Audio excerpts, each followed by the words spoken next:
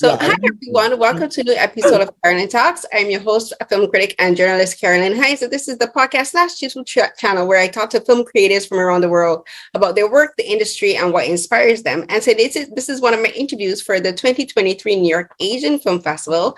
And I'm joined by director Boi Kwong and actor Jason Ho to talk about their film Geylang, which is I thought it's a wild ride. This film is no one is a hero. And everyone is a hero, everyone is a victim, everyone is exploited, and everyone is an exploiter. So I kind of like how the film kind of touches on how like none of these characters are really like black and white, you know. Like I love that they exist within the grays, and it centers around this he's a pimp, first of all, and his name is Fatty, and he's played by Mark Lee, and he just has the worst night possible. He has the absolute worst night possible where everything that could possibly go wrong goes wrong. And we're going to discuss this film because I always say I love films that I can't ever predict what's going to happen. And I had no clue which direction this film was going to go in. I was just like, what is happening? What on earth? What's happening? So much is happening. And that's actually pretty good because that's the kind, especially for action films. I love action films like this. And it's not like super stylized. I like that you didn't make it like very hyper stylized. It's very gritty. It's very realistic. Like the fighting is very pick up whatever your hands touches and throw.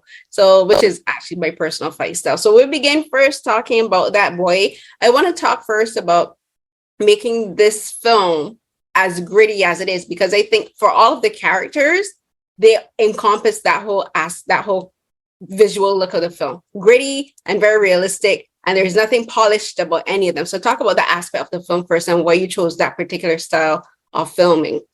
Okay. I'm a big fan of a director like Johnny To, and he does a lot of film that is neo noir kind of style. So I'm adopting this visual for this film. Reason being, I like the grittiness of the high key visuals, and I purposely make the entire floor wet, whereby there's a reflection that is done. It actually gives a very it gives a look of how Geylang is at night as well, and it actually suits the look of the film and the style, basically, and the genre of the film.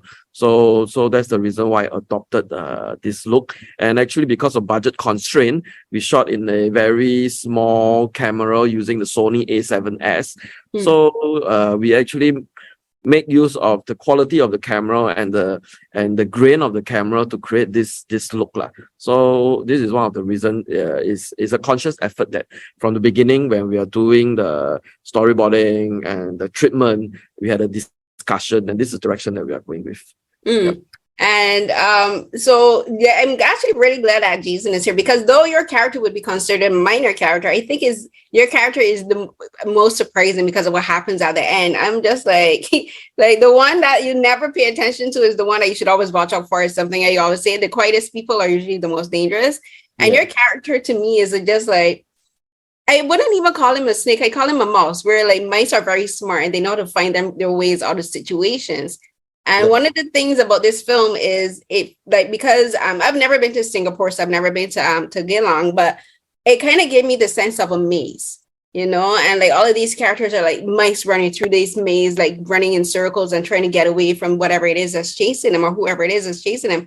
And your character, Red, like he's very unassuming. But the thing about this film is, as I said at the beginning, you can't trust anyone in this film. And like the way that Boy films it is like, when you think you know someone, where you think you figured out the angle and you figured out who these characters are, it like he throws in a twist. And a lot of that has to do with the fight, the filming style. So I wanted you to ask you about, as a performer, like being in the space that he provides as a director and being in these scenes and like what we get to see of Red, but then also like being able to stand back and watch how he films. What are your impressions about the film from the perspective of an actor, and then also as an observer, like watching his filming? As an actor, I had fun. I had the freedom. You know, he gave me the freedom to to do what I feel was right for design, it, the design, and he doesn't restrict me. He goes with the flow, and he say, "No, just deliver the message that you're supposed to deliver in this scene, and just do it. Just be natural." That helps, as for a performer to be able to deliver his lines and be convincing. From an observer, I must say this is really a very different film in Singapore that I've never seen before, from the way it's shot, the way we speak. Everyone in the film, the way we speak is very real, and it's really how some Singaporeans speak. It's really raw, it's rough, and we just go and we mix up our languages as well.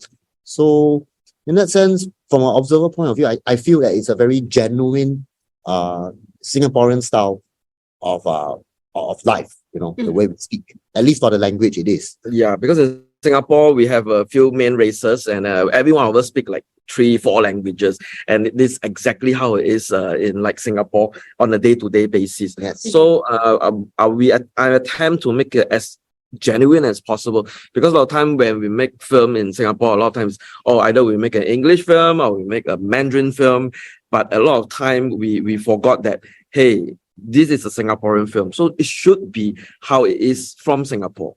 So it's a conscious effort. Yeah. Right. And that ties into like what you said about the filming style being like natural and just like going with the flow. And as you said, Jason, like he allowed you kind of like to, as an actor, to like go with the flow and like be comfortable in this in the scene. And that ties into the language, because the thing that I'm always interested with, especially like Southeast Asian languages and films, is that because of the political history of these countries and like colonialism and imperialism, like there's all of these like countries like Singapore and like Malaysia and Thailand are like melting pots of what we would call melting pots of cultures. And that's very similar to the Caribbean where I'm from. I'm from Barbados, and our first and only main language is English. But we have what we call standard English, which is like what I'm speaking, but then also like our dialect. Like if it was to speak in our dialect, it would be a completely different discussion happening here, because like the language and the flow is different. And I appreciated that you made sure to include that into this film, because this isn't a film about people in like the upper echelons of society. Like they're not bankers, they're not CEOs, they're not executives. They don't have to like try to impress anyone, like they're just being who they are, and they're existing in this space. This is their space. And the language and the filming style ties into that, because like there's a scene where Fatty tells Sheila, he's like, what are you speaking to me English? Like, and because he's like, I'm not gonna respond to you in English. And it's not that he doesn't speak English, but he knows English. But he's like, if you're gonna have this truly honest conversation, and if you're gonna threaten me in our tongue, like speak to me on my level. And I love that scene because it's a very small thing, but I think also speaks a lot to the politics and the culture of Singapore. As you're saying, like people are multilingual, like many people are polyglots, but even when you speak, like if you speak Singaporean Mandarin or whatever, there's still like dialects, so like even when he's talking to her, he's speaking in she's speaking from, because I know a little bit of Mandarin, but she's speaking in standard Mandarin, and he's still responding in kind of like a dialect of Mandarin, right? So like you still get that perspective of who he is as a character, but also who she is, because she wants to be a politician, she's trying to keep it this veneer, and that's coming through in all of these in these interactions. So talk now about building the characters, because as I said, none of these characters are heroes, but they're also not explicitly victims, and they are victims. But when you realize, you're like, when you think, oh my gosh, this person is like completely in the clear, then you're like, no, I can't trust none of you, right? So talk about building the characters and what you made them into. Like they're all basically, not all, I would say about half of them are anti-heroes, basically, yeah. Because I would say Sheila in a sense is a victim, but she's also a villain. The character of Shangri-La, she's a victim, but she's also a villain in some sense. She's doing what she can to me. But I will discuss the two of them in particular. I'm really fascinated by Sheila and Shangri-La. But talk about the dichotomy and the complexities of these characters that existing in the gray. Yep. So the film is called Geylang. Is about a place in a red light district, in Singapore.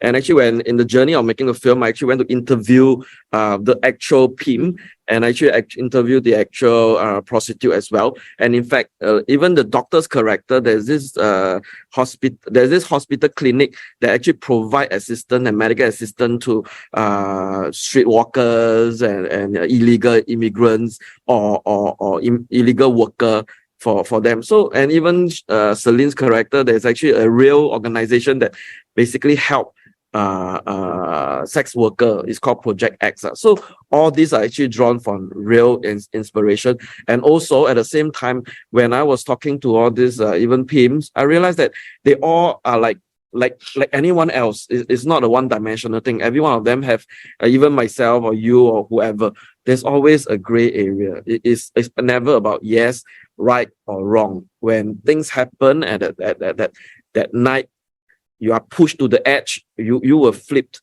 So this is something that I want to express as well. No, in this world, there's no true 100% good person or there's no 100% villain. It's just that you are put in a situation and this is how you react to it. Yeah, so this is something that a conscious effort that I wanted to put in right from the beginning of the scripting process. Yeah.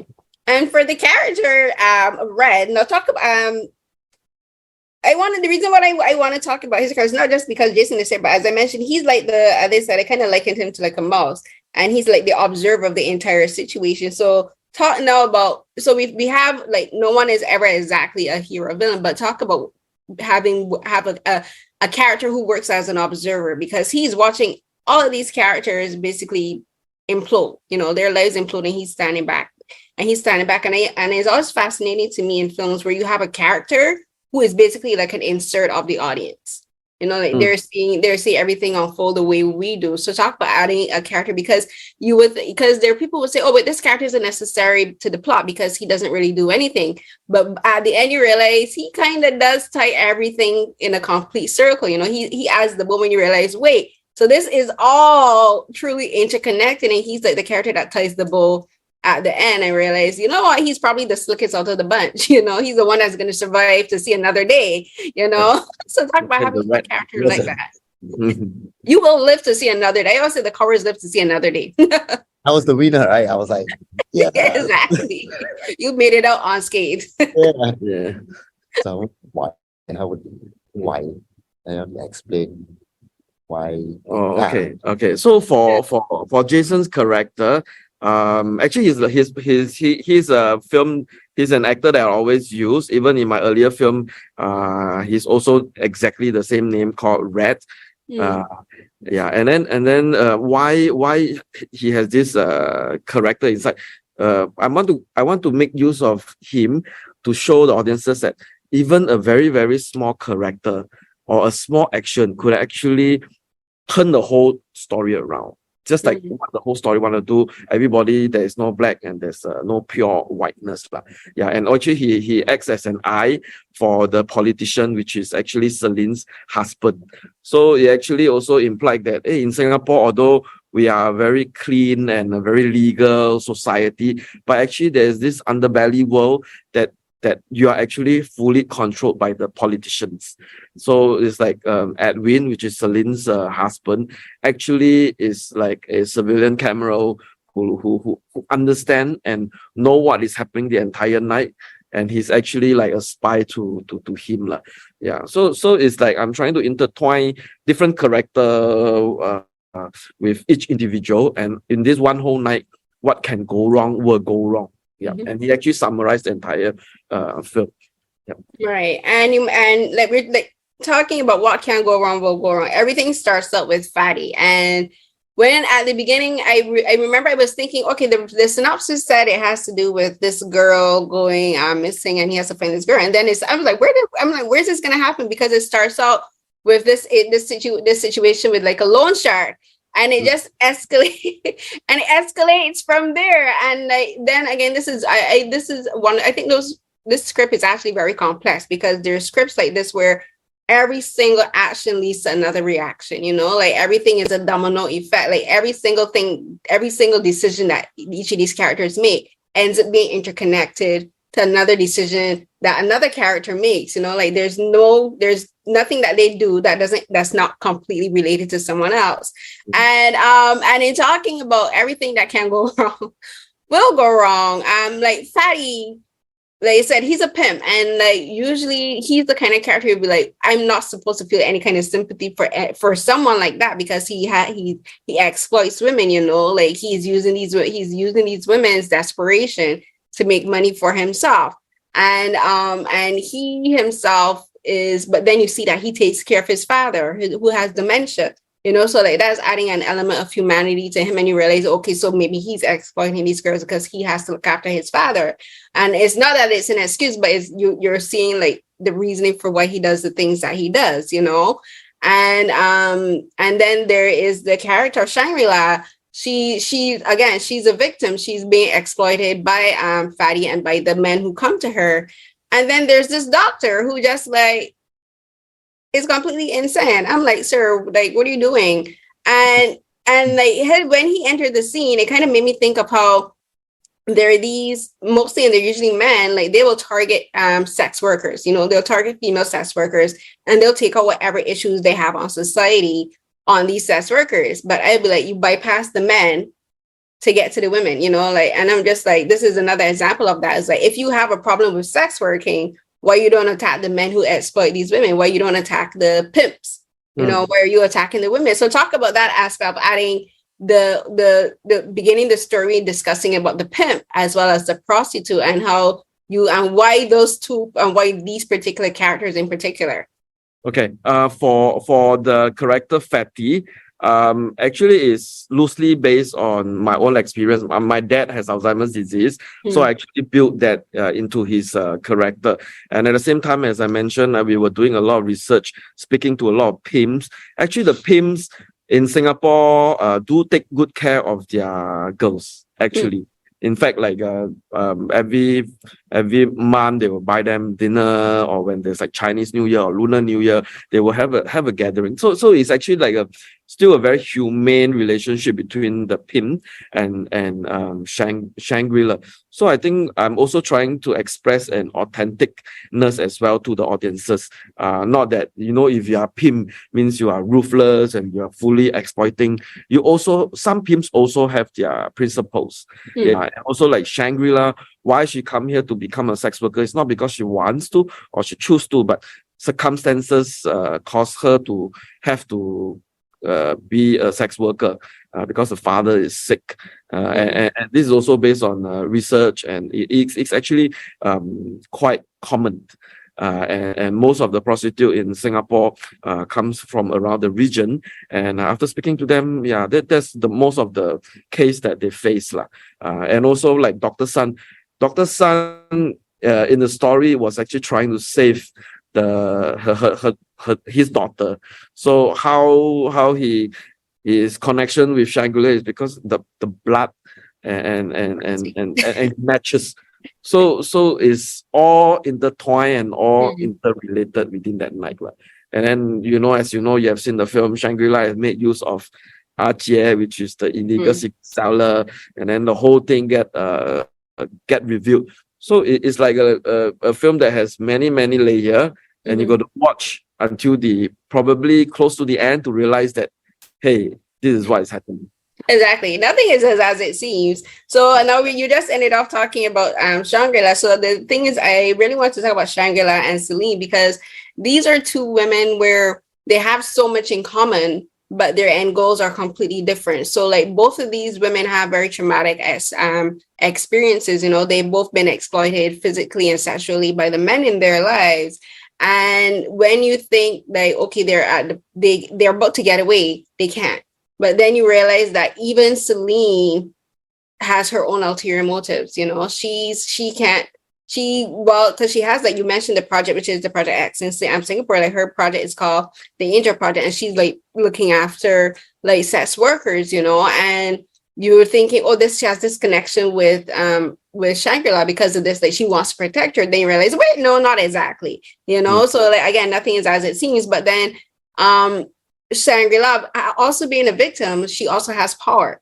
So I like that both of these women have power. It may not necessarily be power that people would applaud, but it's still a form of power. And it's still a form of them to be able to I guess have one over on the men in their life. So talk about building these two particular female characters and making them this complex, because I love that I wasn't able to predict where their characters were going to go and their motivations. And I love that they're not completely to use the term from the film, the angels. They're not like complete angels. So like talk about building these two female characters in particular. Okay, I start with Shangri-La first. You may not understand, but Shangri-La is actually in the Oriental culture. It actually represents paradise. It's actually a very nice place in China. So when we started the film, we wanted to make like every character actually have their own paradise. For example, Dr. Sun, the paradise actually the love for the for his loved one, and then Celine is the paradise is power, and then also Ajie is money, and then kinship is Shangri-La, and same thing for Fatty as well, is to the care for the father. So everybody have their own reason and their own paradise.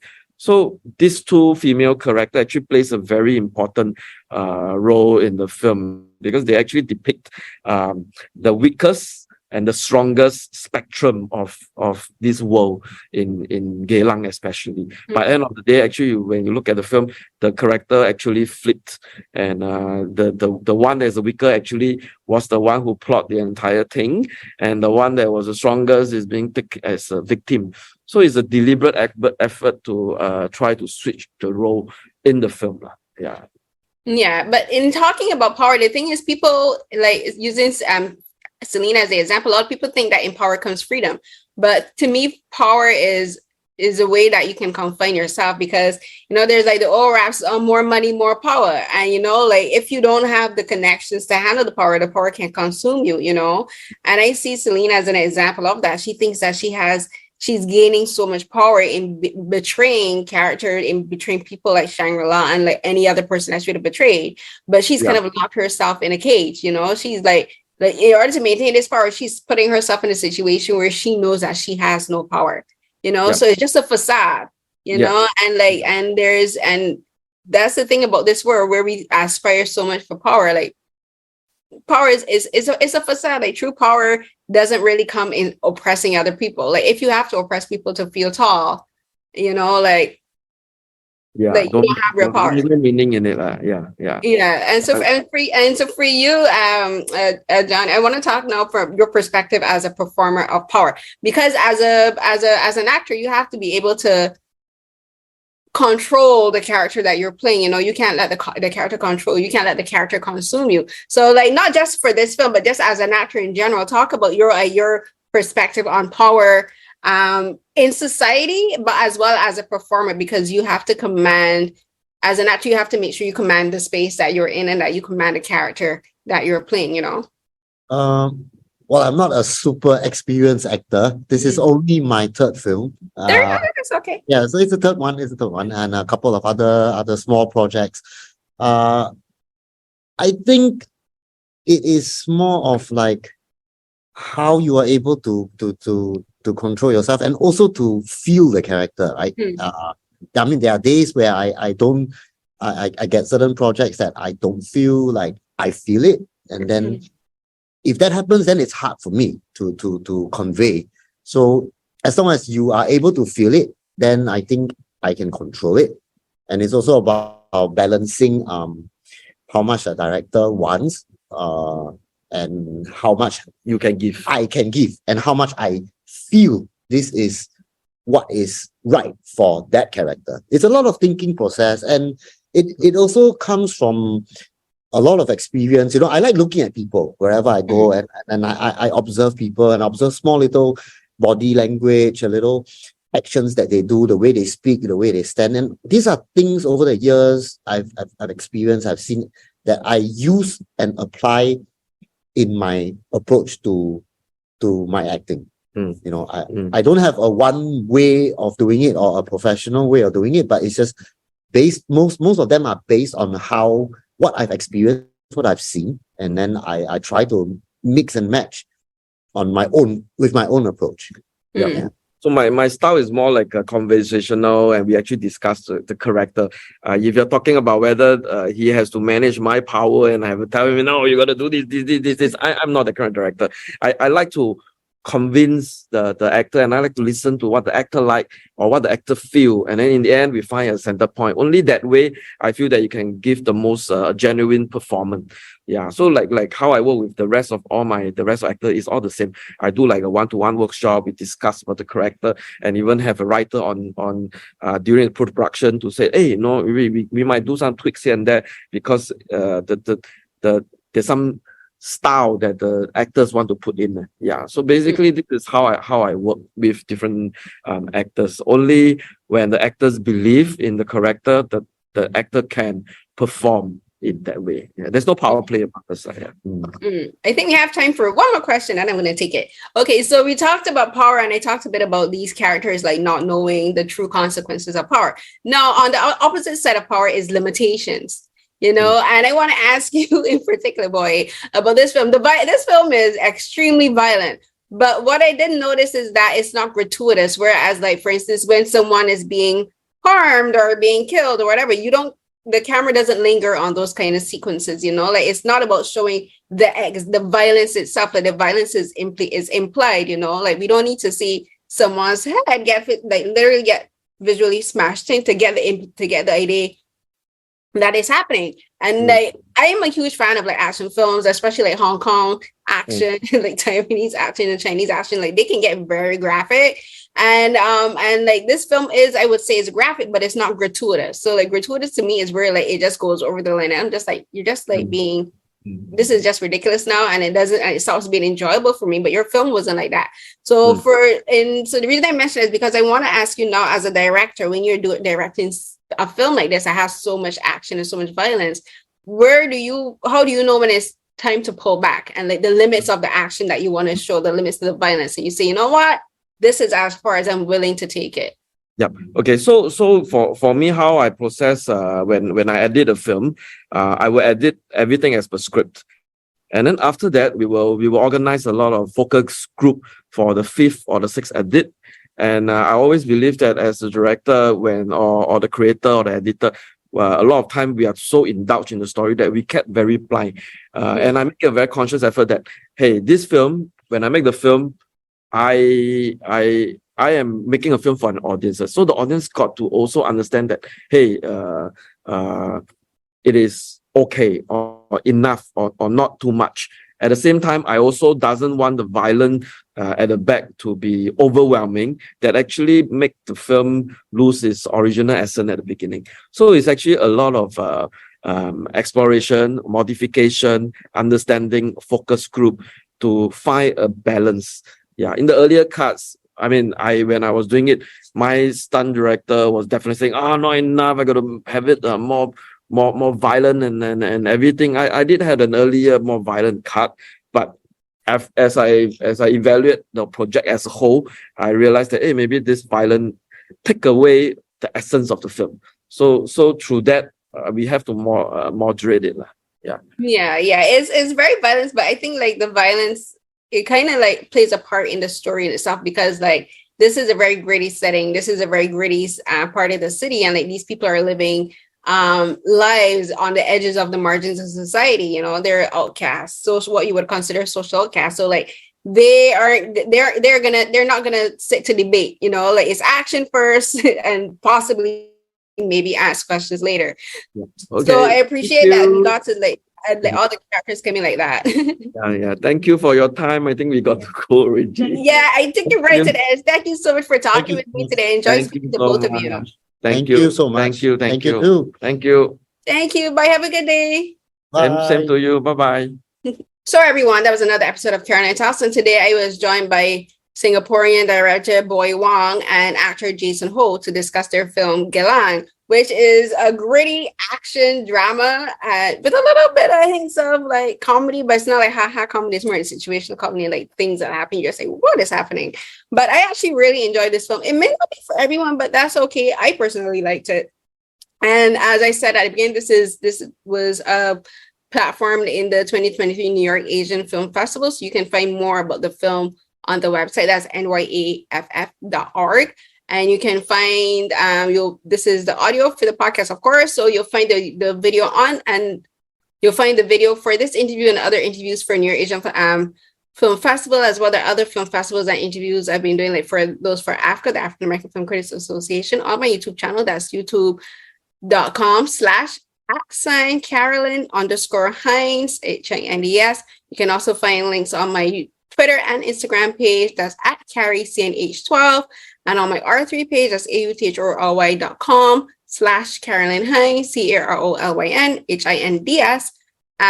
There you'll find links to all of my interviews, all of my writing, all of my film analysis, and coverage that I also did for the Busan International Film Festival, which is on kcrushmag.com. That was for the K Crush American Magazine. And I had a blast covering 2 film festivals in South Korea for that earlier this year in April. But again, thanks so much to Boi and to Jason for joining me. And thanks so much to everyone who's been listening to all of my episodes of Carolyn Talks and to my other podcasts. Here's What Happened. It's been a blast. This year has been also extremely hard. It's not been my best year health-wise, but I've been enjoying what I've been able to do so far. And until the next episode of Carolyn Talks, everyone, stay safe. Bye.